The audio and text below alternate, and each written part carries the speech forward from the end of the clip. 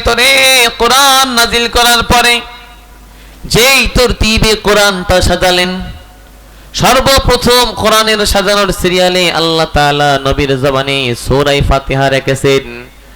2 নম্বর সূরাটার নাম হলো সূরাতুল বাকারা, ঠিক কিনা? অথচ কোরআনের ভিতরে সূরা বাকারা আগে নাজিল হয় নাই। আল্লাহ 23টা বছর ধরে যখন যে আয়াত দরকার, যখন যে সূরাটা দরকার, যখন মদের হারাম করার দরকার, তখন মদ হারামের আয়াত নাজিল করেছেন। যখন নামাজ ফরজ করার দরকার, তখন নামাজের আয়াত নাজিল করেছেন। যখন রমজানুল মুবারকের রোজা ফরজ করার দরকার, তখন আল্লাহ তাআলা রোজা ফরজের আয়াত নাজিল করে দিয়েছেন। এই জন্য ভাইরা আমার, কোরআন নাজিলের সিরিয়াল ছিল একরকম, আর কোরআনটা সাজানোর সিরিয়াল হলো ভিন্ন রকম। কথা ঠিক কিনা?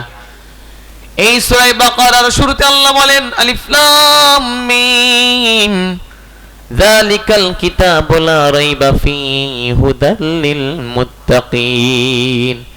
এটা এমন একটা কিতাব, যেই কিতাবের মধ্যে সন্দেহের কোনো লেশ মাত্র নাই।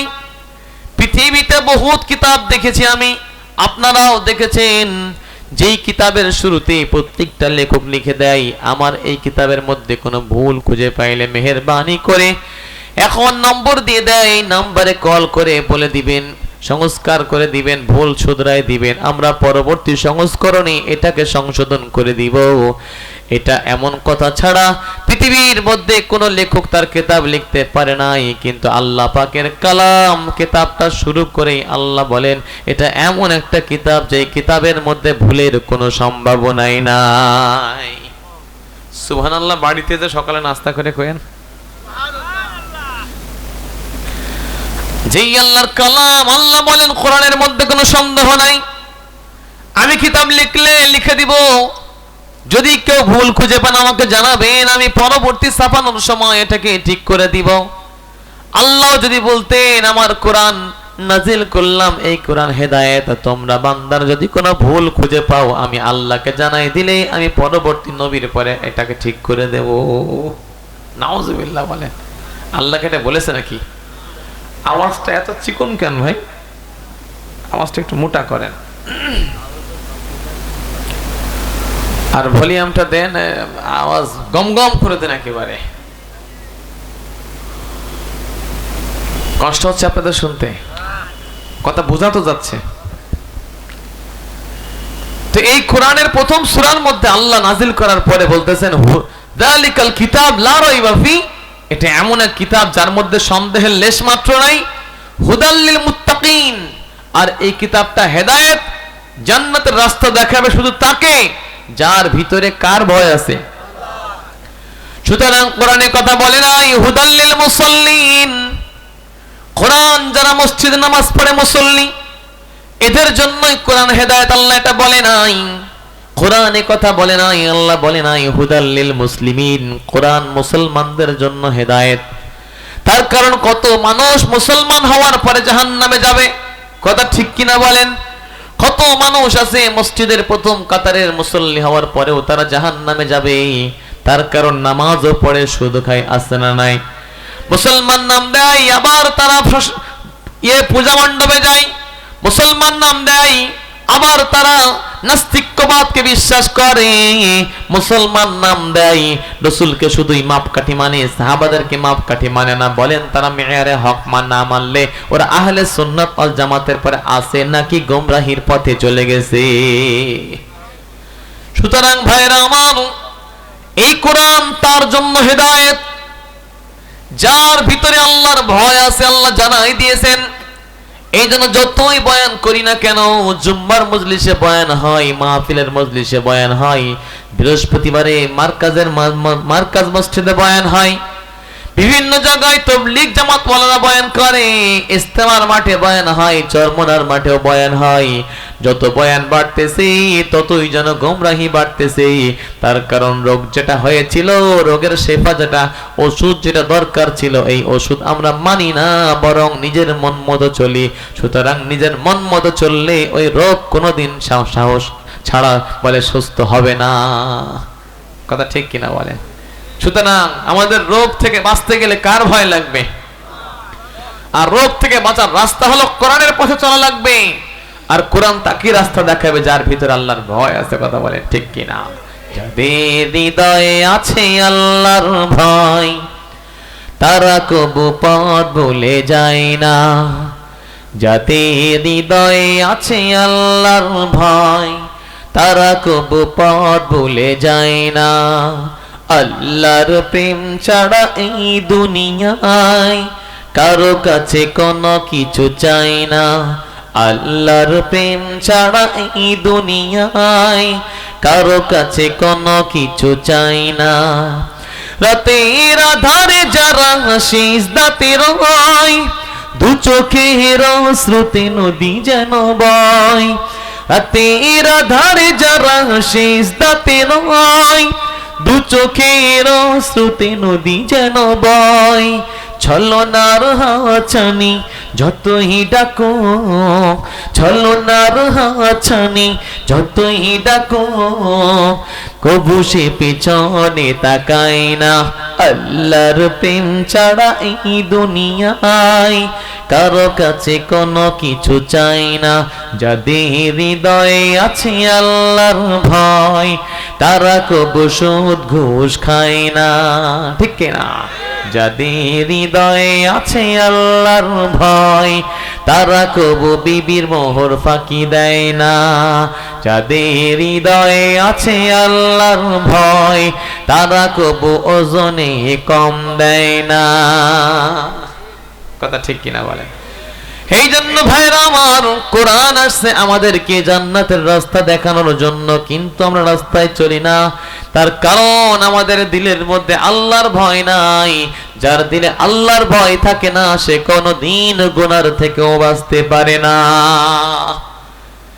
এই জন্য আল্লাহ রমজান মাস দিয়েছেন আমাদের ভিতরে আল্লাহর ভয় পয়দা করার জন্য। কেন রমজান মাস দিলেন আল্লাহ? কারণ পরে বলে দিলেন, ইয়া আইয়ুহাল্লাযীনা আমানু কুতিবা আলাইকুমুস সিয়ামু কামা কুতিবা আলাল্লাযীনা মিন ক্বাবলিকুম। ঈমানদার বান্দা বান্দি, আল্লাহ তোমাদের পরে রমজানুল মুবারকের রোজাকে ফরজ করে দিয়েছেন। ভয় পাওয়ার কোনো কারণ নাই। অনেকে ভাবতেছে হুজুর রোজা কেমনে রাখবো, এই বড় বেলা গরম পড়ে গেছে, আমরা কৃষক মানুষ, আমাদের পক্ষে রাখা সম্ভব নয়। আল্লাহ বলেন কোনো ভয় নাই।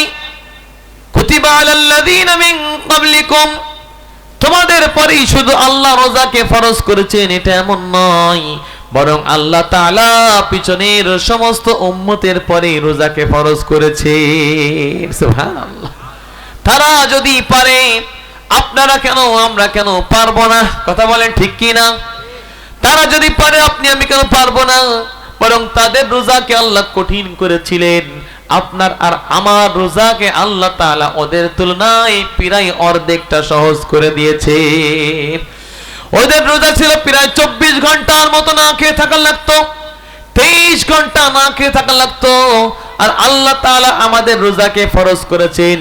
এই ফরজ করার পরে আমাদের রোজাকে শীতকালে 13-14 ঘন্টা আর গরমকালে হয়তো 15-15.5 ঘন্টার মধ্যে ক্লোজ করে দিয়ে 8-10 ঘন্টা রোজাকে আমাদের জন্য হালকা করে দিয়েছে। তার মানে হুজুর বুঝলাম না, অনেকেই বুঝেন না কথা কোন ঠিক কিনা। তার মানে আগের জামানার রোজা অনেক কঠিন ছিল, এই জামানার রোজা অনেক আল্লাহ সহজ করে দিয়েছেন। সুবহানাল্লাহ বলেন। এমনকি ইসলামের প্রথম যুগে যখন আল্লাহ রোজা ফরজ করলেন,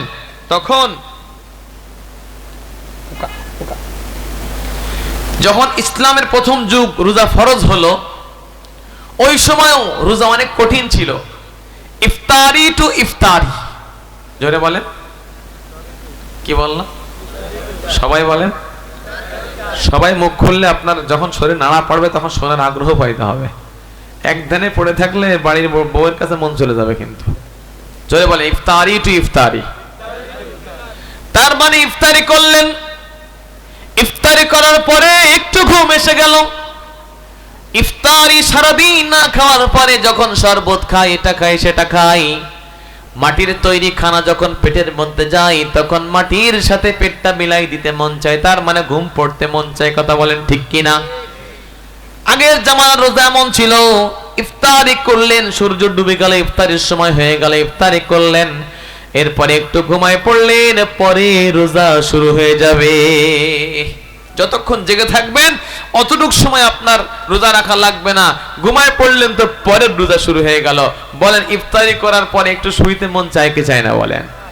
ওই যে শুলেন আর ক্লান্তি এসে গেল, তন্দ্রা চলে আসলো, আসার সাথে সাথে আপনার পরে রোজা শুরু হয়ে গেল।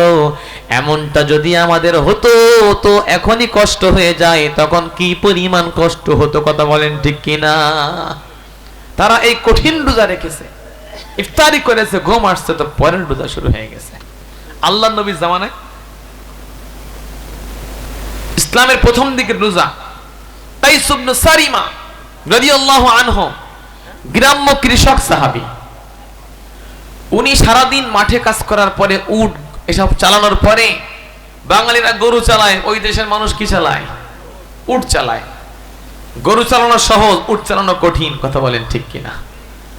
ভাইরা আমার, আরবের গরম কঠিন গরম, বাংলাদেশের গরম এই বছর সর্বোচ্চ তাপমাত্রা উঠেছিল 40 থেকে 42 ডিগ্রি উঠার কারণে বাংলার জমিনের মধ্যে দোকানে দোকানে চার্জার ফ্যান সব মার্কেট আউট হয়ে গিয়েছিল, কথা বলেন ঠিক কিনা?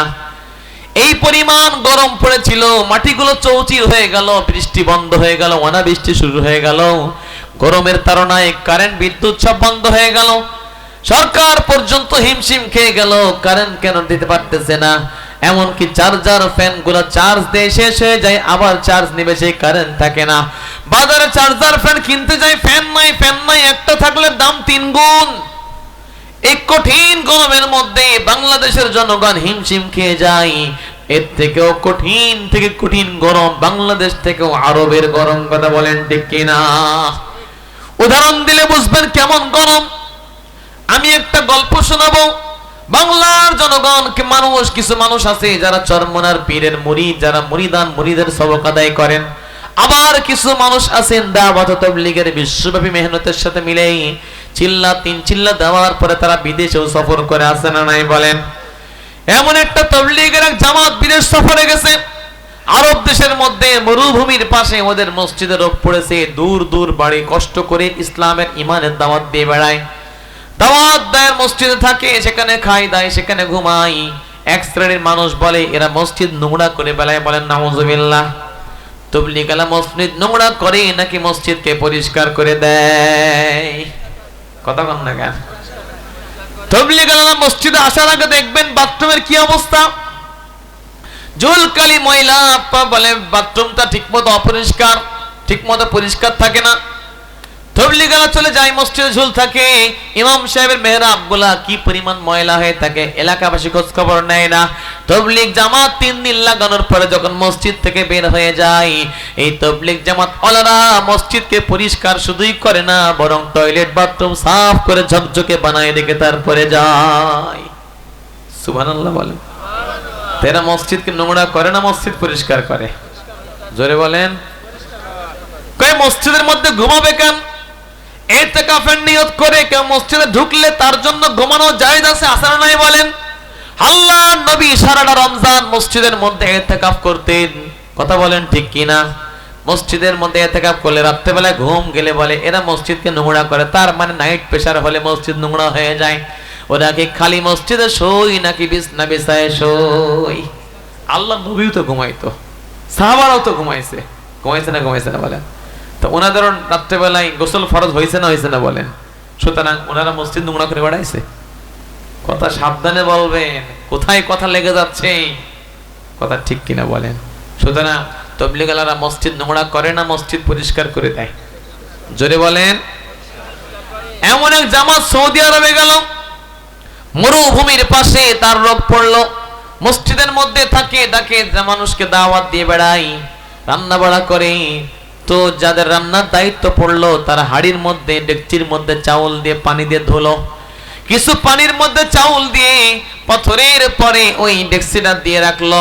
এরপরে একটু পাশে আসতে চুলা জ্বালানোর জন্য চুলাটা জ্বালাই দিয়ে, এখন পাথর চারিপাশে করে চুলা জ্বালাই দিয়েছে, এখন ডেকচিটা আনতে যায়, যাওয়ার পরে দেখে পাথর সূর্যের তাপে এই পরিমাণ গরম হয়ে গেছে, বলেন যে ওই পাথরের তাপের কারণে ডেকচি এই পরিমাণ গরম হয়ে গেছে যে এই ভাতের ওই পানির মধ্যে চাউল গোলা 3 ভাগের 2 ভাগ ভাত হয়ে গেছে। তাহলে গরম কি সামান্য না অনেক বেশি? এই কঠিন গরমের মধ্যে কাইস ইবনে সারিমা রাদিয়াল্লাহু তাআলা আনহু আল্লাহর নবীর সাহাবী, উনি আসলেন সারাদিন মাঠের মধ্যে কঠিন গরমের মধ্যে চাষবাস করার পরে বাড়িতে আসতেন ইফতারের সময়, বিবি আমাকে ইফতারি দাও। বিবি বলে আমার প্রাণ প্রিয় প্রিয়তম, ইফতারির ব্যবস্থা তেমন কিছু করতে পারি নাই, গরিবের সংসার, বাজার ঘাটও তো তেমন কিছু করতে পারেন না, তারপরে আপনি কষ্ট করে আসলেন, ঘরে যান, হাত মুখ ধুয়ে বসেন, ওযু করে বসেন, আমি কোনো ব্যবস্থা করতে পারি কিনা।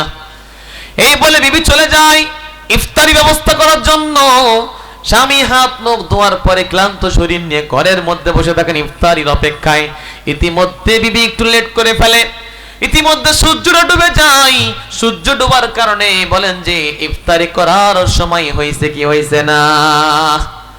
ইফতারি এবার আনছে, কিছু সময় দেরি হয়ে গেল, কিন্তু স্বামী যখন হাত মুখ ধোয়ার পরে ঘরের মধ্যে অপেক্ষায় বসে আছে, এই যে আপনারা 2-4 জন ঢুলতেছেন চোখ মেলে মেলে, ওই স্বামীর ঢোলাটা আসতে পারে কি পারে না বলে। স্বামী ঘুমাই গেছে, এরকম করে স্ত্রী দেখে আল্লাহ স্বামী ঘুমাই গেছে, ইবনে সারিমা কদ হালাক্তা, তুমি তো ধ্বংস হয়ে গেছো। কি হয়েছে? এরকম করে তেরে বেড়ে উঠেছে, কি হয়েছে? করে আরে সূর্য ডুবে গেছে তো, ইফতারের সময় হয়েছে, তুমি না খেয়ে ঘুমাই গেছো, তোমার তো পরের রোজা শুরু হয়ে গেছে। হায় হায়, ইফতারির সামনে নিয়ে না খেয়ে বসে আছে, 24 ঘন্টা রোজা না খাওয়া, সামনে খানা আবারও খাইতে পারলো না, পরের রোজা শুরু হয়ে গেল, পরের 24 রানিং হয়ে গেল। বলেন এই রোজা সহজ ছিল না কঠিন থেকেও কঠিন রোজা ছিল? আল্লাহ নবীর দরবারে পরের দিন জোহরের নামাজের কাতারে দাঁড়ায় নামাজ পড়তেছে। বলেন যে কঠিন গরমের কারণে সেই সময় মসজিদের মধ্যে এসি ছিল না, কোন রকমের কোন উপরে ছাদ ছিল না, খেজুর গাছের ডাগো, চারিপাশ দিয়ে কোন রকমের বেড়া, মাটির ফ্লোর, এর মধ্যে বলেন শীত থাকতো, ঠান্ডা থাকতো নাকি গরম থেকে গরম বেশি থাকতো। এই গরমের মধ্যে নামাজ পড়তেছেন, নামাজের মাঝখানে কাইস ইবনে সারিমা মাথা ঘুরে পড়ে বেহুশ হয়ে যায়। নামাজ শেষ করে সাহাবা আজমাইন তার মাথায় পানি দেয়, দেওয়ার পরে আল্লাহ নবী বললেন ইবনে সারিমা, ও সারিমার বেটা কি হলো তোমার? সাহাবা আজমান বলে ইয়া রাসূলুল্লাহ 24 ঘন্টা রোজা রেখেছিল, খাইতে পারে নাই, সূর্য ডুবার পরে বেচারা ঘুমায় পড়েছিল, ইফতারি করার আগে আবার তার পরের রোজা শুরু হয়ে গেছে। ওগো নবীজি, কঠিন গরমের কারণে বেচারা না খেয়ে রোজা রাখার কারণে নামাজের মধ্যে সামলাইতে পারে নাই, মাথাটা তার ঘুরে গিয়ে বেহুশ হয়ে পড়ে নামাজের মধ্যে বেহুশ হয়ে পড়ে গেছে। বলার সাথে সাথে আল্লাহ নবীর মুখটা মলিন হয়ে গেল। আমার উম্মত আল্লাহকে কি পরিমাণ মহাব্বত করে, এত কষ্টের ভিতর দিয়ে হলেও তারা রোজাকে ছাড়তেছে না। সুবহানাল্লাহ বলেন। আল্লাহ নবীর মলিন চেহারা আল্লাহ দেখলেন কি দেখলেন না? জোরে বলেন। আল্লাহ কেমন যেন বুঝালেন, মুফহম বলতেছি, ও মুহাম্মদ তোমাকে তায়েফের ময়দানে পাথর মারা হয়েছে, আমি আল্লাহ সহ্য করেছি। ও মুহাম্মদ তোমাকে কাফেররা পাথর মেরেছে, আমি সহ্য করেছি।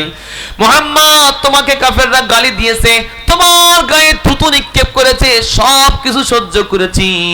কিন্তু মুহাম্মদ তোমার আদুরে উম্মতের জন্য যখন তোমার মনটা খারাপ হয়ে যায়, আমি আল্লাহর তখন আর সহ্য হয় না। সুবহানাল্লাহ। ও মুহাম্মদ আমি আল্লাহ তোমার উম্মতের জন্য সূর্য ডুবা থেকে নিয়ে সুবে সাদিক পর্যন্ত খাওয়া আর পান করা তোমার উম্মতের জন্য হালাল করে দিলাম। কুলু ওয়াশরাবু হাত্তা ইয়াতাবায়্যানা লাকুমুল খাইতুল আবয়াদু মিনাল খাইতিল আসওয়াদি মিনাল ফাজর সুম্মা আতিম্মুস সিয়ামা ইলাল লাইল। আল্লাহু আকবার। আল্লাহ বলেন আমি তোমার উম্মতের জন্য, আগের উম্মতের জন্য ইফতারি রোজা করেছিলাম, তোমার উম্মতের জন্য সূর্য ডোবার থেকে নিয়ে কালো সুতা সাদা সুতা পার্থক্য করা যায়। মুফাসসিরিন বলেন এর দ্বারা উদ্দেশ্য হলো সুবে সাদিক হওয়া পর্যন্ত আমি আল্লাহ তোমার উম্মতের জন্য শুধু ওই সুবে সাদিক থেকে নিয়ে সূর্য ডোবা পর্যন্ত মাত্র 13-14 ঘন্টা রোজাকে ফরজ করলাম, বাকি পুরো রাত তোমার উম্মতের জন্য খাওয়া আর পান করাকে আমি আল্লাহ হালাল করে দিলাম। এই সহজ রোজা হয়ে গেছে, কথা বলেন ঠিক কিনা? তারপর রোজা রাখবেন না, এটা কি মেনে নেওয়া যায়? কথা বলেন। বাংলাদেশের কৃষক ভাইদেরকে বলতেছি, আপনারা হয়তো গ্রামীণ মানুষ, কেউ চাকরি করেন, কেউ ব্যবসা করেন, কেউ পড়াশোনা করেন, কেউ শিক্ষার্থী, কেউ পরীক্ষার্থী, কথা ঠিক কিনা? তারপরও সবার সম্পর্ক মাঠের সাথে আছে না নাই বলেন? সবার সাথে কৃষির সম্পর্ক আছে না নাই বলেন? এই কৃষির দোহাই দিয়ে খবরদার বাবা ভাইরা আমার, রোজাকে ভাঙবেন না। কাইস ইবনে সারিমা ইফতারি টিফতারি করে যদি 24 ঘন্টার জায়গায় 48 ঘন্টা রোজা রাখতে পারে, আমি আপনি কেন 14 ঘন্টা রোজা রাখতে পারবো না? পারা যাবে কিনা ইনশাআল্লাহ? দুটো না তিনটে? সব কটা? সবাই বলেন ইনশাআল্লাহ সব কটা রাখবো। আল্লাহ তৌফিক দান করেন। আল্লাহ মাত্র খাওয়াকে আর পান করাকে হালাল করলো, কিন্তু বিবির কাছে যাওয়াকে এখন হালাল করে নাই। আমার ভাইয়েরা, প্রাণ প্রিয় বোনেরা, মায়েরা, এক সাহাবী এটা তো হালাল নয়, ওই 24 ঘন্টা রোজার ভিতরে আর সহ্য করতে পারে নাই, দিনের বেলায় বিবির কাছে চলে গেছে। বিবির কাছে চলে যাও, বুঝেছেন তো সবাই? বুঝেন কি বুঝেন না বলেন? বিবির কাছে যাওয়ার পরে রাসূলের কাছে আসছে, ইয়া রাসূলুল্লাহ কাম করে ফেলাইছি। কি কাম করছো কও? ইয়া রাসূলুল্লাহ কারবার হয়ে গেছে, রোজা অবস্থায় মাফ চাই, দোয়া চাই, এখন কি করণীয় সেইটা আমাকে একটু বলে দেন। ঠিক আছে, কারবার হতেই পারে, আল্লাহর জন্য কাফারার ব্যবস্থা রেখে দে, তুমি এক কাজ করো, তুমি একটা গোলাম আজাদ করে দাও। ইয়া রাসূলুল্লাহ আমি নিজেই গোলাম, কারে আবার আজাদ করব? সুবহানাল্লাহ। ধর বেটা, এক কাজ করো, তুমি 60 জন মিসকিনকে খানা খাওয়াই দাও। ইয়া রাসূলুল্লাহ আমি গরিব মানুষ, নিজেই খাইতে পারি না, 60 জনকে খাওয়াবো কি করে? 60 জন সম্ভব নাকি? তখন কি তাহলে আর কাফারা আর একটা আছে, সেটা হলো এক নাগাড়ে 60টা রোজা রাখবা। ইয়া রাসূলুল্লাহ কোন কি 124 সহ্য করতে পারতেছি না, 60টা কি করে সহ্য করবো? তার মানে 124 এর বউয়ের তো দূরে থাকতে পারতেছি না, আমি 60 দিন কি করে সহ্য করবো? সুবহানাল্লাহ। আল্লাহর নবী মানে এরকম হয়তো নাম করবে সারা কান্তে বিয়াদব কোথাকার, তুই গোলাম আজাদ করতে পারবি না, 60টা রোজা রাখতে পারবি না, 60 জনকে খানা খাওয়াতে পারবি না, তোর বিবির কাছে যাতে কইছে কিনা? কতক্ষণ ঠিক কিনা? ও ভয়তে পালাইছে, কোনায় ভয়তে বসে আছে। আল্লাহর নবীর দরবারে একটা বিশাল একটা বস্তা আসছে, বস্তার মধ্যে খেজুর ভরা। এই খেজুর সেই খেজুর নয়, আমাদের বাংলার খেজুর আছে না নাই বলেন? যদি 50টা খেজুরেতে গোশটা নামাই নেন, সৌদির একটা খেজুরের গোশতের সমান হবে না। বাংলার জমিনে গোশ খুঁজে পাওয়া যায় না, খেজুরের গায়ে আটি আর আটি, ঠিক কিনা বলেন? আল্লাহর জমিনে, সৌদি আরবের জমিনে, আরব দেশে আল্লাহ এমন খেজুর পয়দা করেছেন, খেজুরের গোশতের ঠেলায় আটি পর্যন্ত খুঁজে পাওয়া যায় না। বলেন সুবহানাল্লাহ। এসব কোরআনের বরকতে, কথা কন ঠিক কিনা? নবীর বরকত, কোরআনের বরকত। আমার ভাইরা, প্রাণ প্রিয় মায়েরা, বোনেরা, আল্লাহর নবীর দরবারে যখন এক বস্তা খেজুর আসছে, আল্লাহর নবী বললেন, এই সে 1.5 ব্যাটারিটা কোন জায়গায়? কোন ব্যাটারি? কয় ব্যাটারি? এই সে 1.5 ব্যাটারিটা কই? তার মানে ওই সেই লোক। ইয়া রাসূলুল্লাহ ওই যে ওই কোনা, ওই যে। কয় ডাক দাও। তো ডাক দিয়েছে, এই ধর এক বস্তা খেজুর তোর হাদিয়া দিলাম, মদিনার মধ্যে ঘুরে ঘুরে যা, তোর কাফারা করার জন্য বলতেছি। প্রত্যেকটা গরিব মিসকিনের ঘরে ঘরে যে এই খেজুরকে তুই দান করে দিয়ায়, সময়ের ভিতরে গরিবের মাঝখানে সদকা করে দাও। তখন বলতেছে, ইয়া রাসূলুল্লাহ সারা মদিনার মধ্যে আমার চেয়ে গরিব কেউ নাই, আপনি খেজুর আমারও দিয়ে দেন। কত বড় বেয়াদব, চিন্তা করেন। রোজাও রাখলো না, বউর কাছেও গেল, আবার খেজুর চায়। সুবহানাল্লাহ। আল্লাহর নবী এমন ভাবে হাসলেন যেন আপনারা হাসতেছেন, এই হাদিস শুনে হাসাও সুন্নাত। সুবহানাল্লাহ। নবীজি এমন হাসলেন যে নবীজির এই দাঁত পর্যন্ত বেরিয়ে গেল, দিলেন। সুবহানাল্লাহ পড়েন। কয় ধর তুই খা, তোর এই হুকুম শুধু তোর জন্যই, খবরদার এই হুকুম কিন্তু আর কারোর জন্য না। সুবহানাল্লাহ। এই তখন অবস্থা, তখন আল্লাহ আয়াত নাযিল করে দিলেন, মুহাম্মদ তোমার উম্মত যখন নাকি খানা খাইতে পারতেছিল না, রোজা রেখে কষ্ট পাইতেছিল, আমি আল্লাহ আয়াত নাযিল করে খাওয়া আর পান করাকে শুধু হালাল করলাম। আজকের থেকে এতটুকুই নয়, আমি আল্লাহ তোমার উম্মতের জন্য, তোমার উম্মত আমার কাছে তোমার আদরের উম্মত, তোমার আদরের উম্মতের যখন কষ্ট হয় আমি আল্লাহর তখনও কষ্ট হয়। কথা কান ঠিক কিনা? আল্লাহ আয়াত নাযিল করলেন, ফাল আনা বাশিরুহুন্না, এখন থেকে আমি আল্লাহ তোমার উম্মতের জন্য দিন বাদে রাতের ওই সময়টুকুর সূর্য ডুবা থেকে নিয়ে সুবহ সাদিক পর্যন্ত শুধু খাওয়া নয় পড়া নয়, তোমার উম্মতের জন্য স্বামী স্ত্রীর সম্পর্ককেও হালাল করে দিলাম। সুতরাং রোজা আসলে খাইতে পারবো না এটা বলা যাবে? রোজা আসলে পানি খাওয়া যাবে না বলা যাবে? রোজা আসলে বিবির কাছে যাওয়া যায় না বলা যাবে?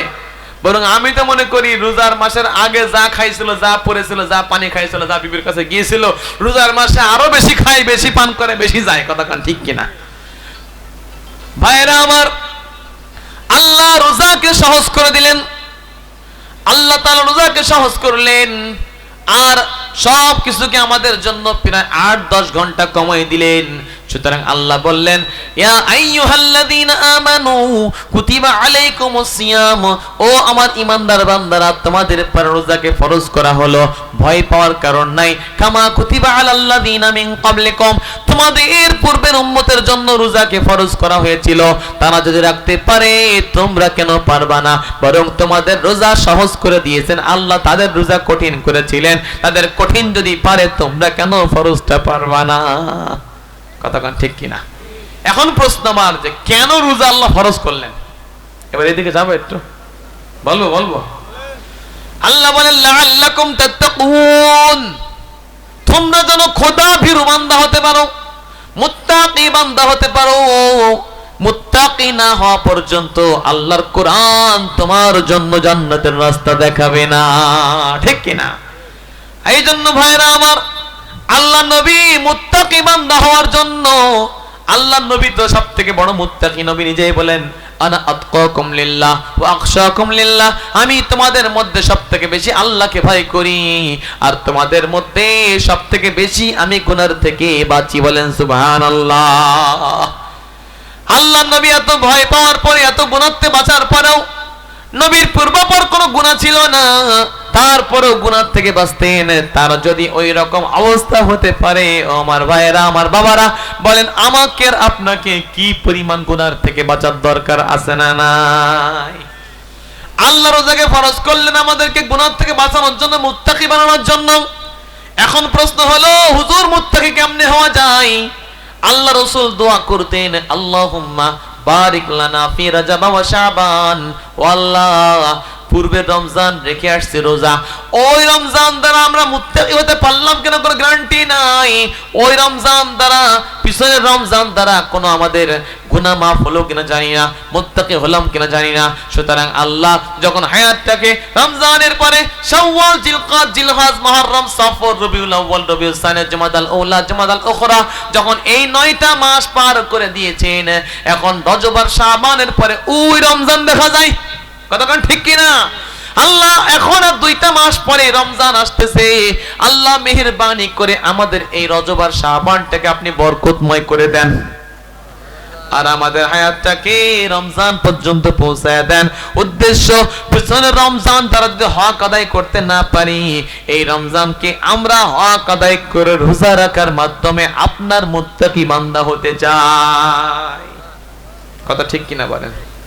এই জন্য নবীজি 2 মাস আগের থেকে আল্লাহর কাছে দরখাস্ত ঠুকে দিতেন, আল্লাহ, আল্লাহুম্মা বারিক লানা ফি রাজাব ওয়া শাবান, আয় আল্লাহ আমাকে আপনি, আমাদেরকে আপনি রজব আর শাবানটাকে বরকতময় করে দেন, ওয়াবাল্লিগনা রমাদান, আর আমাদের হায়াতকে রমজান পর্যন্ত পৌঁছায় দেন। বলেন আল্লাহুম্মা আমিন। এখন প্রশ্ন, রজব আর শাবান বরকতময় হবে কি করে? এ বয়ান এখন করে আর কোন লাভ নাই, তার কারণ রজব পার হয়ে চলে গেছে, শাবানের আর মাত্র আজকে বোধহয় 23 কি 24 তারিখ, রোজার শুরু হতে আর মাত্র 6-7 দিন বাকি আছে। কথা বলেন ঠিক কিনা? যদি এই 6-7 দিনের মধ্যেও আপনি বরকতময় করতে পারেন, তাহলে যার শাবানটা বরকতময় হলো, আর যার শাবানটা বরকতময় হলো না, এই দুই ব্যক্তির রোজার মাস যখন চলে আসবে তাদের কাছে রোজা রাখাটা আকাশ জমিন ব্যবধান হবে না, হবে না? কথাটা ঠিক কিনা? বরকতময় অর্থ হলো এখন থেকে আল্লাহ নবী 2 মাস আগ থেকে রোজার প্রস্তুতি নিতেন, রজব মাসে প্রস্তুতি শুরু করতেন, আর শাবান মাস থেকে পূর্ণ প্রস্তুতি নিয়ে নিতেন। আম্মা জান আয়েশা বলেন, আমি রাসূলকে শাবান মাসের মতো এত রোজা রমজান বাদে অন্য কোন মাসে রাখতে দেখি নাই। সুবহানাল্লাহ। আল্লাহ নবী কখনো কখনো শাবান মাসে পুরো শাবান রোজা রাখতেন, কখনো কখনো অর্ধেক রোজা রাখতেন, কখনো পুরোটা রাখার পরে আগের 2-3টা ছেড়ে দিতেন। এমন করে বিভিন্ন বর্ণনার মধ্যে পাওয়া যায়। আমার ভাইরা, কেন এত রোজা রাখতেন? আল্লাহ নবী রমজানের আগে শাবান মাসে সারাটা শাবান রোজা রাখতেন। আমাদের মাথার মাইন্ড এমন, কয়দিন পরে তো 1 মাস না খেয়ে থাকা লাগবে, এখন থেকে বেশি বেশি খেয়ে নাও, পেটটা মোটা বানায় নাও। কথা কোন ঠিক কিনা? আমাদের মস্তিষ্ক এরকম কিনা বলেন? কয়দিন পরে না খাওয়া লাগবে, তাহলে এখন একটু বেশি করে খাওয়া লাগবে না? যেই ব্যক্তি এখন থেকে বেশি বেশি খেয়ে নিজের শরীরটা বানায় নাই, আর যেই ব্যক্তি এখন থেকে রোজা রাখার মাধ্যমে রমজানের রোজা রাখার জন্য আগের থেকে প্র্যাকটিস শুরু করে দেয়, যেই লোক এখন থেকে রোজার প্র্যাকটিস শুরু করে দেয়, এই ব্যক্তির জন্য রোজা রাখাটা একেবারে পানির থেকেও সহজ হয়ে যায়।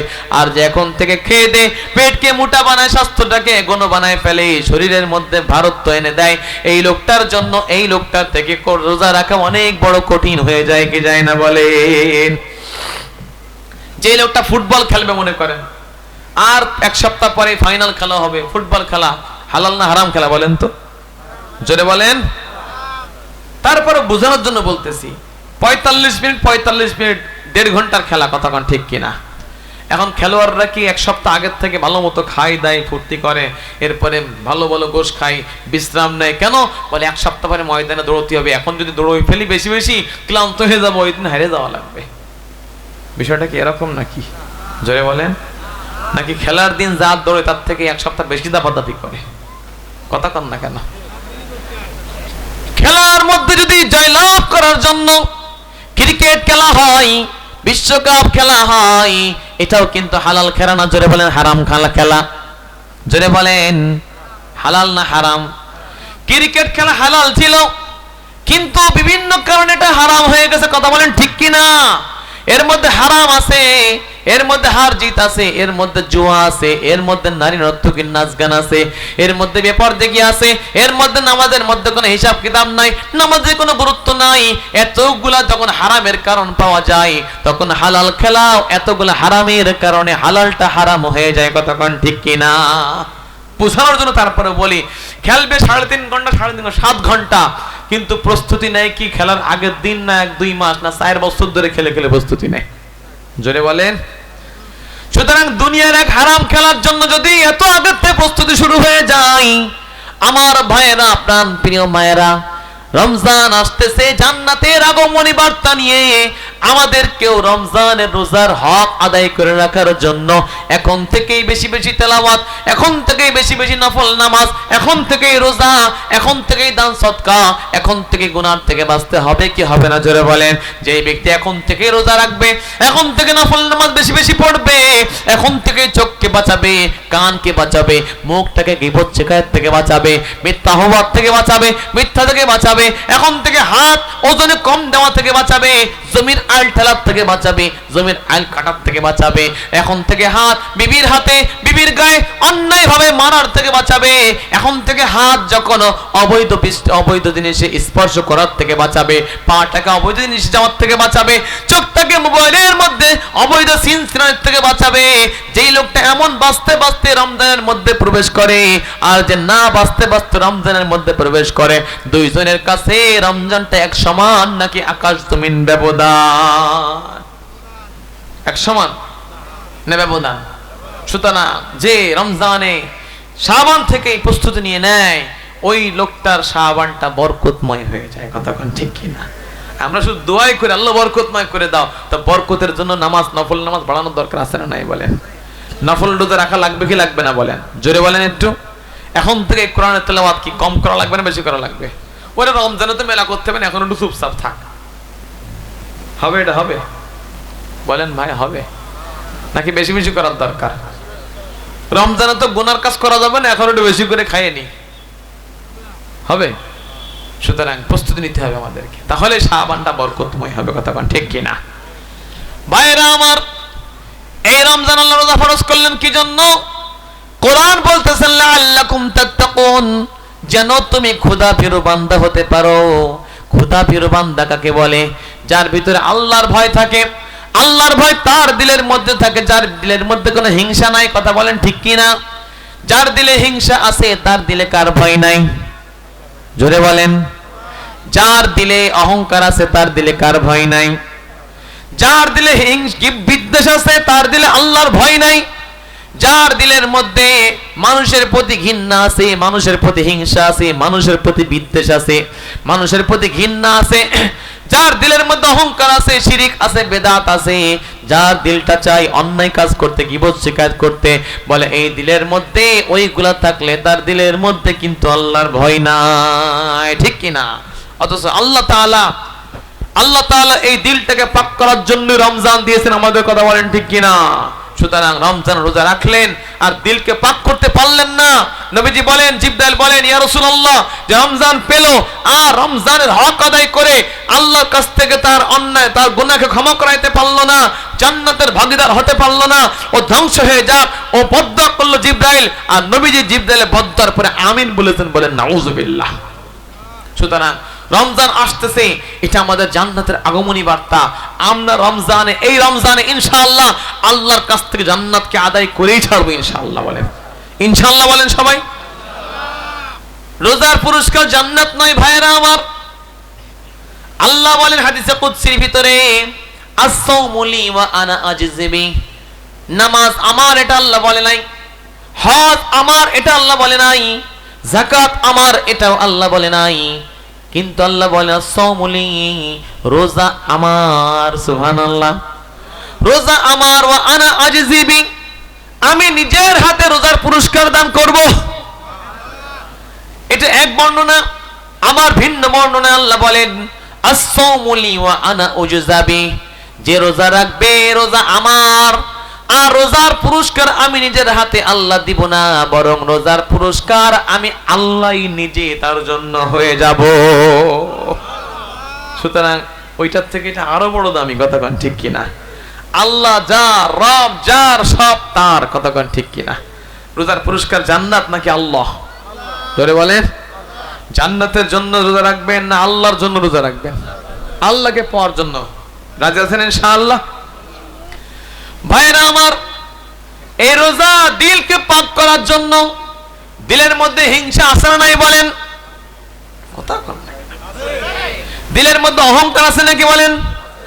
দিলের মধ্যে মন চাই একটু মদ খাই, ইচ্ছা আছে না নাই বলেন? একটু ওজনে কম দিই, একটু পরের জমিনটা কেটে ফেলি, একটু চুরি করি, একটু ডাকাতি করি, একটু দেশের সম্পদ বিদেশে পাচার করি, একটু দিনের কাজ রাতে করে ফেলি, একটু ভোট চুরি করি, ক্ষমতার মসনদে চুরি করে বসি, এমন ইচ্ছা আমাদের বাংলার জমিনে আছে না নাই বলেন? এইগুলার থেকে বাঁচানোর জন্য, দিলকে পাক করার জন্য আল্লাহ তাআলা রমজানের রোজাকে আপনার আর আমার জন্য ফরজ করে দিয়েছেন। সুবহানাল্লাহ। কাল কিয়ামতের ময়দানে আল্লাহ বলবেন, নামাজিরা দাঁড়াও। লক্ষ লক্ষ কোটি কোটি নামাজ দাঁড়ায় যাবে। রোজাদাররা দাঁড়াও। লক্ষ লক্ষ কোটি কোটি রোজাদাররা দাঁড়ায় যাবে। যাকাতীরা দাঁড়াও। লক্ষ লক্ষ কোটি কোটি যাকাত দেনেওয়ালা দাঁড়ায় যাবে। হাজী সাহেবরা দাঁড়াও। কোটি কোটি হাজী সাহেব দাঁড়ায় যাবে। কিন্তু আল্লাহ যখন বলবে, যারা দিলকে পাক করেছে অহংকার থেকে, হিংসা থেকে, গীবত থেকে, বিদ্বেষ থেকে, ঘৃণা থেকে মানুষের প্রতি, বলে এই লোকগুলো দাঁড়াও, তো লাখে একজন পাওয়া কষ্ট হয়ে যাবে। কথা কান ঠিক কিনা? যার দিলের মধ্যে হিংসা থাকে তার দিল কোনোদিন জান্নাতে যাবে না। যার ভিতরে অহংকার থাকে সেই দিল কখনো জান্নাতে যাবে না। যার ভিতরে বিদ্বেষ থাকে সেও জান্নাতে যাবে না। এই জন্য ভাইরা আমার, আমাদের দিলটাকে এই রোজা রাখার মাধ্যমে, বলেন জোরে বলেন, পাক করার দরকার আছে না নাই? নামাজ পড়া তার থেকে দিল পাক করা অনেক বড় দামি কাজ। কথা কোন ঠিক কিনা? নামাজ ফরজ, দিল পাক করা তার থেকে অনেক বড় ইবাদতের কাজ। কথা কোন ঠিক কিনা? দেখেন, দিল যার পাক থাকে তার জন্য জান্নাত আছে, আছে না নাই বলেন? আল্লাহ বলেন, ইয়াউমা লা ইয়ানফাউ মালুন ওয়ালা বানুন, কাল কিয়ামতের ময়দানে কঠিন দিনে তোমাদের মাল আর তোমাদের সম্পদ আর সন্তান, মাল দৌলত বাহ্যিক সম্পদ, সন্তান হলো মনের সম্পদ, এই দুইটা সম্পদের কথা আল্লাহ বলেন কাল কিয়ামতের আদালতে তোমাদের মাল আর তোমাদের সন্তান, এই দুইটা জিনিস তোমাদের কিচ্ছু কোনো উপকার করতে পারবে না ইল্লা মান আতাল্লাহ বিকলবিন সালিম, যে ব্যক্তি এক নিরঙ্কুশ পবিত্র আত্মা নিয়ে আল্লাহর দরবারে পৌঁছাইতে পারবে, এই পবিত্র আত্মাওয়ালাকে আল্লাহ উপকার পৌঁছাবে। সুবহানাল্লাহ আড়ি যায় বলেন। সুতরাং আত্মা পবিত্র হবে তার যার দিলে হিংসা থাকবে না, কথা বলেন ঠিক কিনা, যার ভিতরে অহংকার থাকবে না, যার ভিতরে ঠেলাঠেলি থাকবে না, যার ভিতরে জিদ থাকবে না, যার ভিতরে অহংকার গিপ্তা, এই গিপ্তা ভালো জিনিস বলে হিংসা থাকবে না, যার ভিতরে বলেন যে শিরিক থাকবে না, যার ভিতরে বিদআতের আশা থাকবে না, গুনার ইচ্ছা থাকবে না, তার অন্তরটা পবিত্র অন্তর, কথা কন ঠিক কিনা। বিশেষ করে যার ভিতরে মানুষের ঘৃণা থাকবে না, নিজেকে ছোট মনে করে মানুষকে বড় মনে করবে, সেই হবে জান্নাতি। কিয়ামতের ময়দানে আল্লাহ তাকেই জান্নাত দান করবেন। সুবহানাল্লাহ বলেন। একদিন আল্লাহর নবী বসা, সাহাবাদের সামনে বসা আপনাদের মতো, আল্লাহর নবী বললেন তোমাদের মাঝে এক জান্নাতি আসতেছে, জোরে বলেন না সুবহানাল্লাহ। সব সাহাবী তাকায় দেখে একজন বুড়া আসতেছেন, আনসারী সাহাবী, দাড়ি দিয়ে টপ টপ করে অজুর পানি ঝরতেছে, বাম হাতে তার জুতাটা ধরা।